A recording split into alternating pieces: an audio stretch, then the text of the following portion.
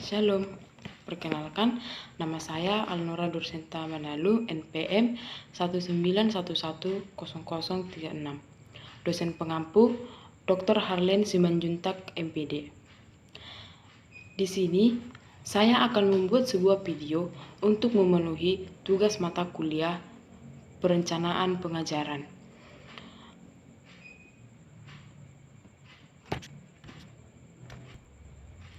Adapun judul dari makalah saya yaitu model pembelajaran. Dalam makalah saya ini, saya akan membahas masalah yang ada pada model pembelajaran ini. Dan juga saya akan memberikan solusi dari masalah model pembelajaran tersebut ataupun bisa disebut dengan rekayasa ide. Adapun latar belakang dari model pembelajaran ini yaitu belajar pada hakikatnya adalah proses interaksi terhadap semua situasi yang ada di sekitar individu. Belajar dapat dipandang sebagai proses yang akan diarahkan kepada tujuan, dan proses tersebut melalui berbagai pengalaman.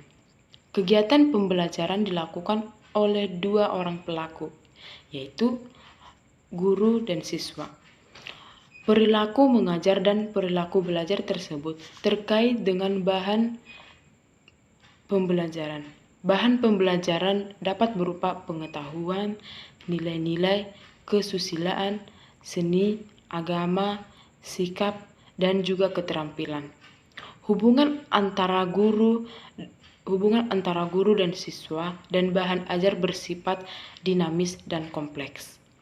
Untuk mencapai keberhasilan dalam kegiatan pembelajaran, terdapat beberapa komponen yang dapat menunjang, yaitu komponen tujuan, komponen materi, komponen strategi belajar mengajar, dan komponen evaluasi. Masing-masing komponen tersebut saling terkait dan saling mempengaruhi satu sama lain. Memilih dan menentukan model-model pembelajaran apa yang akan digunakan dalam kegiatan pembelajaran. Model-model pembelajaran biasanya disusun berdasarkan berbagai prinsip atau teori sebagai pijakan dalam pengembangannya.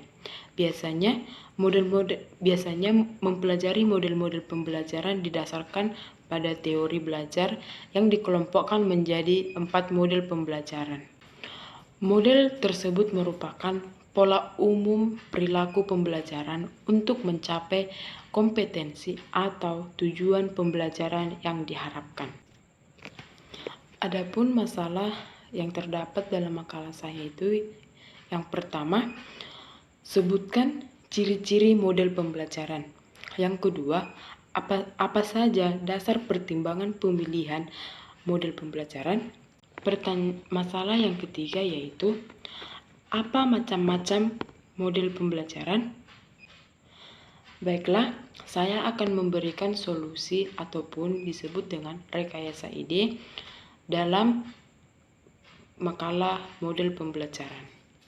Yang pertama yaitu ciri-ciri model pembelajaran. Ciri-ciri model pembelajaran itu sebagai berikut. Berdasarkan teori pendidikan dan teori belajar dari para ahli tertentu, mempunyai misi atau tujuan pendidikan tertentu. Dapat dijadikan sebagai pedoman untuk perbaikan kegiatan belajar mengajar di kelas. Memiliki bagian-bagian model yang dinamakan, yang pertama yaitu urutan langkah-langkah pembelajaran atau sintaks. Yang kedua, adanya prinsip-prinsip reaksi. Yang ketiga, sistem sosial. Yang keempat, sistem pendukung. Memiliki dampak sebagai akibat terapan model pembelajaran. Dampak tersebut meliputi yang pertama, dampak pembelajaran, yaitu hasil belajar yang dapat diukur. Yang kedua, dampak pengiring, yaitu hasil belajar jangka panjang. Membuat persiapan mengajar atau desain instruksional dengan pedoman model pembelajaran yang dipilihnya.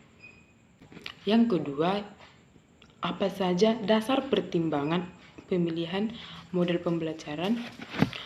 Sebelum menentukan model pembelajaran yang akan digunakan dalam kegiatan pembelajaran, ada beberapa hal yang harus dipertimbangkan guru dalam memilihnya, yaitu pertimbangan yang berhubungan dengan bahan atau materi pembelajaran, yaitu yang pertama, apakah materi pelajaran itu berupa fakta, konsep, hukum, atau teori tertentu? Yang kedua, apakah untuk mempelajari materi pembelajaran itu memerlukan persyaratan atau tidak? Yang ketiga, yaitu apakah tersedia bahan atau sumber-sumber yang relevan untuk mempelajari materi itu? Pertimbangan dari sudut peserta didik atau siswa. Yang pertama yaitu apakah model pembelajaran sesuai dengan tingkat kematangan peserta didik? Yang kedua, apakah model pembelajaran itu sesuai dengan minat, bakat, dan kondisi peserta didik? Yang ketiga, apakah model pembelajaran itu sesuai dengan gaya belajar peserta didik? Pertimbangan lainnya yang bersifat non-teknis. Yang pertama yaitu, apakah untuk mencapai tujuan hanya cukup dengan satu model saja? Yang kedua, apakah model pembelajaran yang kita tetapkan dianggap satu-satunya model yang dapat digunakan?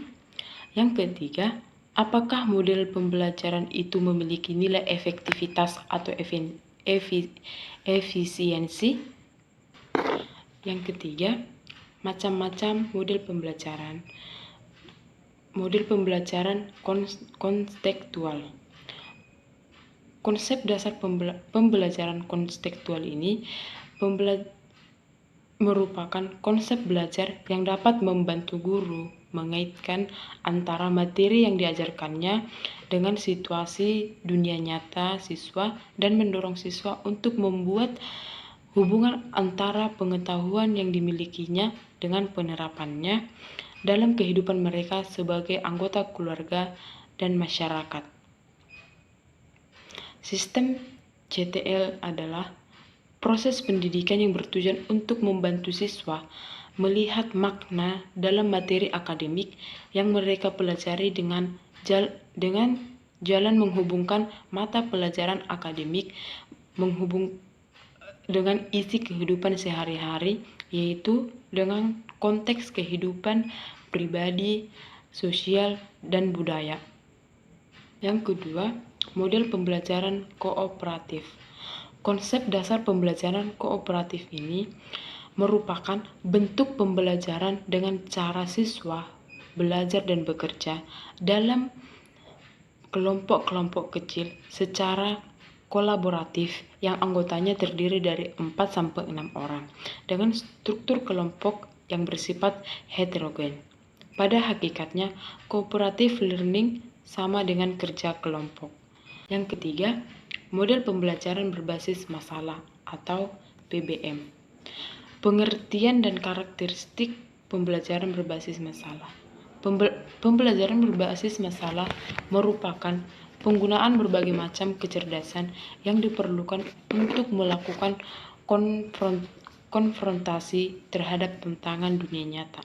Kemampuan untuk menghadapi segala sesuatu yang baru dan kompleksitas yang ada. Karakteristik pembelajaran berbasis masalah adalah sebagai berikut. A.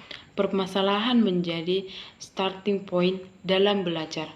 B.